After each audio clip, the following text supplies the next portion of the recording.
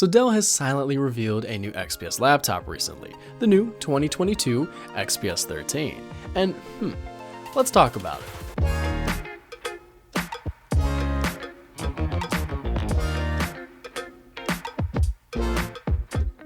So, the 2022 XPS 13, what's the deal? Well, let's go over the raw stats first, and then I'll give my opinion on it after. So let's go over the raw stats. First, the price. The laptop starts at $1,000, which is right in line with the MacBook Air, which is probably what Dell was focusing on with this new design. It comes in two colors, sky and umber, or in a non-artsy way, white and brown.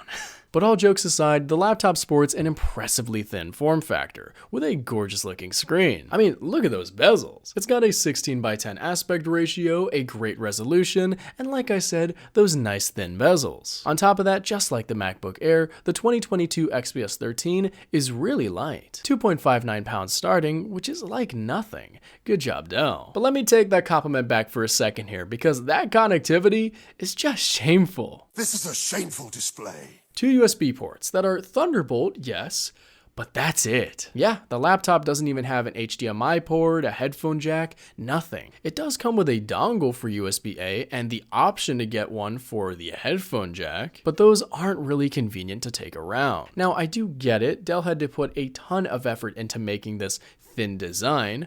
Nice job, Dell. But honestly, I'd take a little extra thickness for more ports. Just saying for next time. For the internal specs, the device is very impressive. We get the new 12th gen Intel processors, which can run most of your programs besides those extremely graphically intensive games. Now for the storage, this laptop is not great. 256 gigabytes, when at this price point, it could and really should be 512, which would really help the longevity of this laptop. And with regards to its longevity, at least on the daily, the 2022 XPS 13 doesn't have too much information on its battery life, but we can kind of guess. To get an idea, the previous XPS 13 had a 52 to 60 watt hour battery, while this one has a 51, which is lower. But given that these new processors that come with this device are more power efficient, it is likely that we will see some reasonable battery performance. Now, I'm not going to get you too excited about this, especially since the old XPS 13's battery life was just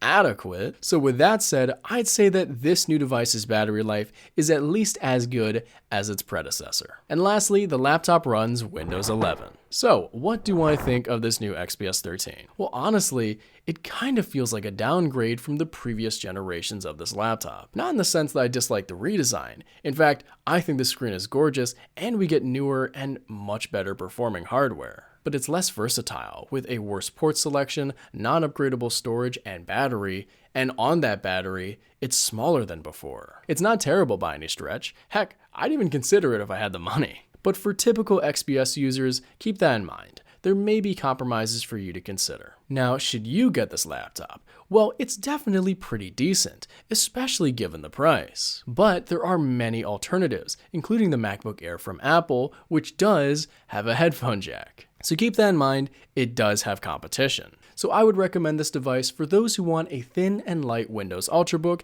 and for someone who doesn't care too much about the connectivity and the upgradability of this laptop. And also for those who really like the XPS line. But either way, it's a nice laptop with just a few compromises. My name is See Rooster. It's spelled like Cyrus, pronounced like Sea Rooster, just take out the ter. Thank you very much for watching and have a wonderful day. Peace.